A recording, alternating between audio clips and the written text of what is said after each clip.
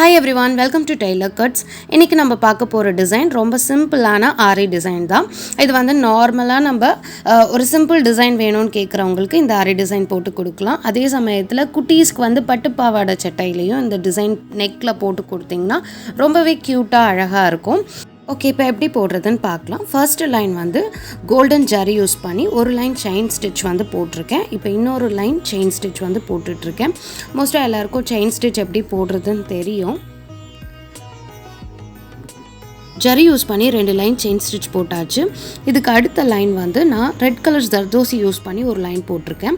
இப்போ இன்னொரு லைனும் அதே ரெட் கலர் ஜர்தோசி யூஸ் பண்ணி நான் ஒரு லைன் போட்டுக்க போகிறேன். ஸோ டபுள் லைன் ஜர்தோசி வரும்.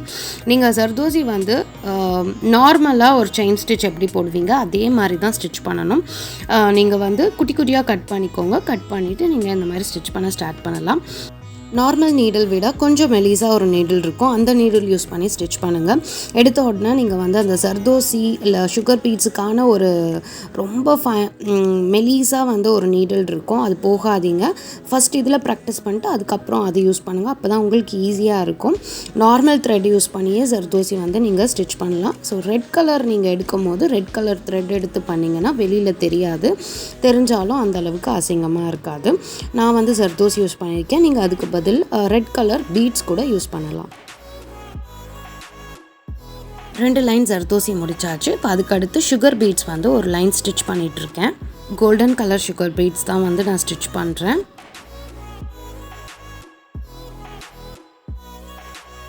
சுகர் பீட் ஸ்டிச் பண்ணியாச்சு. அடுத்த லைனில் க்ளூ வந்து போட்டுட்டு அதுக்கு மேலே மீடியம் சைஸ் சாரீ கலரில் இருக்க ஸ்டோன் வந்து நான் ஸ்டிக் பண்ணிகிட்ருக்கேன். அது வந்து பக்கத்தில் தான் ஸ்டிக் பண்ணுறேன், கேப் இல்லாமல். ஸோ நடுவில் நம்ம வந்து குட்டி குட்டி ஜர்தோசி வந்து ஸ்டிச் பண்ண போகிறோம். கம் போடும்போது ரொம்ப அதிகமாக வந்து போடாதீங்க. பிகாஸ் அந்த மாதிரி போட்டிங்கன்னா உங்களுக்கு ஸ்டிச் பண்ணும் போதும் கஷ்டமாக இருக்கும். அதே டைம் அந்த ஸ்டோனோட கிளிட்டரும் வந்து ஸ்பாயில் ஆகும். ஸோ வேண்டிய அளவுக்கு மட்டும் கம் போடுங்க. அந்த ஸ்டோன் ஸ்டிக் ஆகிற அளவுக்கு இருந்தால் போதுமானது. ஸ்டோனுக்கு அடுத்து ஒரு லைன் சுகர் பீட் ஸ்டிச் பண்ணியிருக்கேன்.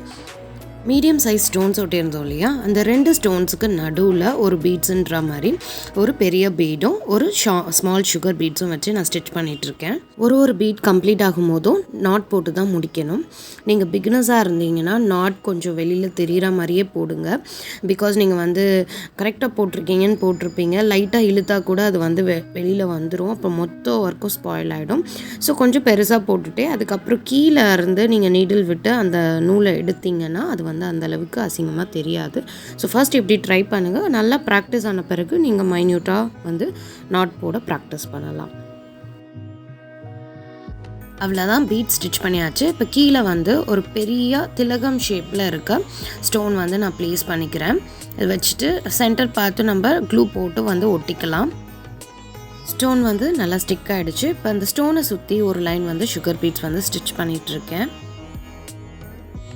சுகர் பீட் ஸ்டிச் பண்ணி முடிச்சாச்சு. இப்போ அதை சுற்றி ஒரு லேயர் வந்து கம் போட்டுட்டு ஒயிட் செயின் ஸ்டோன் வந்து ஸ்டிக் பண்ணிக்க போகிறேன்.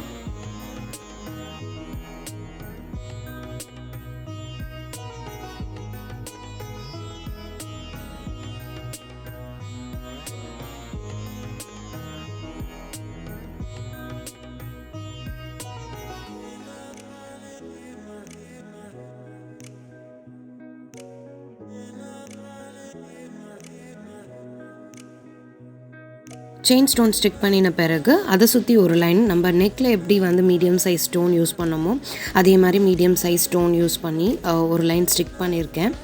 நெக் லைனில் மீடியம் சைஸ் ஸ்டோன்ஸ் ஒட்டியிருந்தோம் இல்லையா, அந்த ஒரு ஸ்டோனுக்கும் நடுவில் சின்ன ஜர்தோசி வந்து கோல்டன் கலரில் நான் ஸ்டிச் பண்ணியிருக்கேன். இது வந்து நீங்கள் ஆரி நீடில் யூஸ் பண்ணியும் ஸ்டிச் பண்ணலாம், இல்லைனா நார்மல் நீடில் யூஸ் பண்ணி கூட ஸ்டிச் பண்ணலாம்.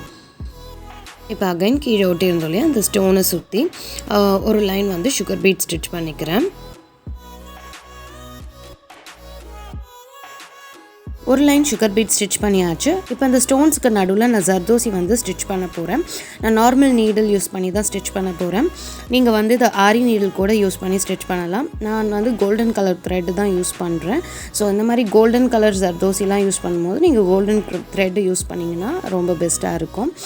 நான் சைடில் கட் பண்ணி வச்சுருக்கேன் பாருங்கள். அந்த மாதிரி வந்து நீங்கள் நிறைய ஜர்தோசி வந்து கட் பண்ணி வச்சுக்கணும். இந்த ஸ்டோன்ஸை விட ரொம்ப கம்மியாகவும் ஆகிடக்கூடாது, ஸ்டோன்ஸ் விட ரொம்ப பெருசாகவும் ஆகிடக்கூடாது. ஸோ கரெக்டான சைஸாக நீங்கள் வந்து கட் பண்ணணும். 2-3 வாட்டி கட் பண்ணிங்கனாலே உங்களுக்கே வந்து ப்ராக்டிஸ் ஆகிடும். சின்னதாக இருந்ததுன்னா கேப் தெரியும், பெருசாக இருந்ததுன்னா அப்படி தனியாக மேலே எலும்பிட்டு இருக்கும். அந்த ஜர்தோசி வந்து மேலே எலும்பிட்டு இருக்கும், அது பார்க்க நீட் ஃபினிஷிங் இருக்காது.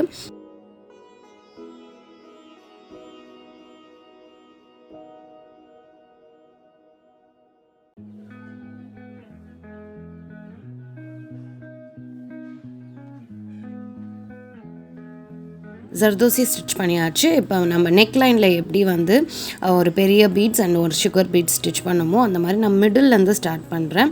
ஏன்னா நீங்கள் மேலேருந்து ஸ்டார்ட் பண்ணிங்கன்னா அது கரெக்டாக மிடிலுக்கு வராது. ஸோ அதனால் எப்பயுமே ஸ்டார்ட் பண்ணும்போது சென்டர்லேருந்து ஸ்டார்ட் பண்ணுங்கள். சென்டர்லேருந்து ஸ்டார்ட் பண்ணி போனீங்கன்னா உங்களுக்கு கரெக்டாக இருக்கும். அவ்வளோதான். இதோட ஃபைனல் லுக் வந்து என்கிட்ட ஃபோட்டோ இல்லை, சாரி. பிகாஸ் கஸ்டமர் ரொம்ப அர்ஜென்ட்டாக கேட்டதால் இது ஒரு 1 டேயில் அந்த மாதிரி பண்ணதால் என்னால் வீடியோ எடுக்க முடியல. இந்த வீடியோ உங்களுக்கு பிடிச்சிருந்தால் லைக் பண்ணுங்கள், ஷேர் பண்ணுங்கள், மறந்துடாமல் டெய்லர் கட் சேனலை சப்ஸ்கிரைப் பண்ணுங்கள். பக்கத்தில் பெல் பட்டன் இருக்கும், அதுலேயும் கிளிக் பண்ணி ஆல் செலக்ட் பண்ணுங்கள். அப்போ தான் நான் நெக்ஸ்ட் போடுற வீடியோஸ்லாம் உங்களுக்கு நோட்டிஃபிகேஷன்ஸ் வரும். தேங்க்ஸ் ஃபார் வாட்சிங்.